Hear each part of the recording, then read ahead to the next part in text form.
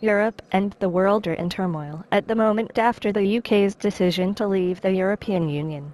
As some of you may know, I'm Belgian.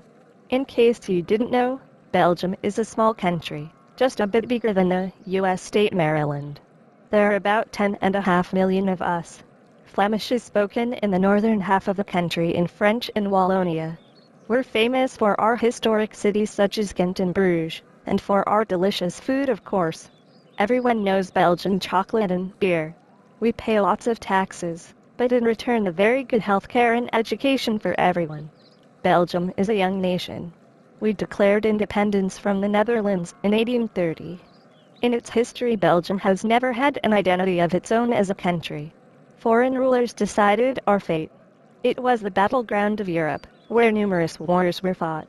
After the Second World War, a debate started on how armed conflicts in Europe could be avoided in future. In the 1950s, the Cold War between the Western and Eastern blocs led to great tension.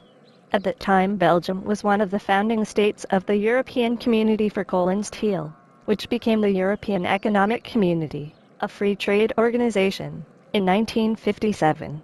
Founding countries Belgium, the Netherlands and Luxembourg, or Benelux, France, Germany and Italy were joined by Denmark, Ireland and the UK in 1973 and became the European Community. The EC created prosperity in poorer areas, and kept growing. Greece joined the EC in 1980, and Portugal and Spain in 1986. That was the year when the foundation was laid for an internal market with free movement of people, goods, services and capital. Some countries that are not part of the EU, such as Iceland, Norway and Switzerland, are members of the internal market. In 1989 the Berlin Wall fell, removing the divide between Eastern and Western Europe. In 1993 the EC became the European Union. Austria, Sweden and Finland joined the EU in 1995.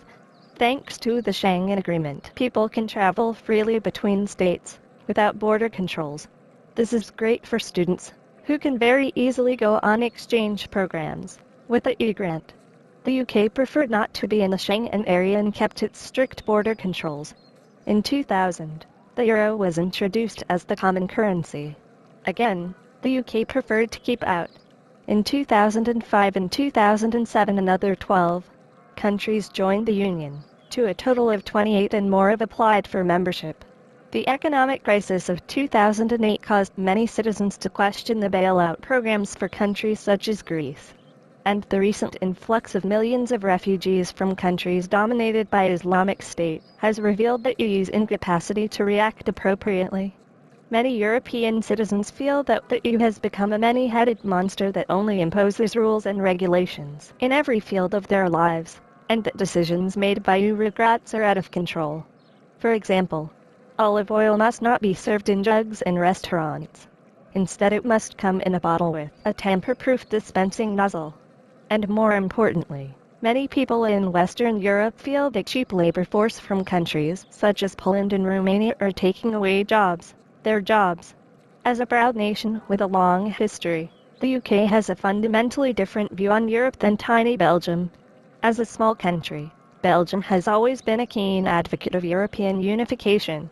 Our capital, Brussels, is home to the European Commission and Council and is the main seat of the European Parliament.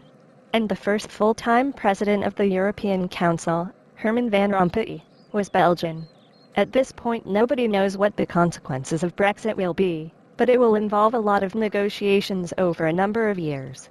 Countries such as Switzerland that are not members of the EU manage perfectly well on their own, so I don't see why the UK couldn't. But inevitably, there will not be only benefits for the British.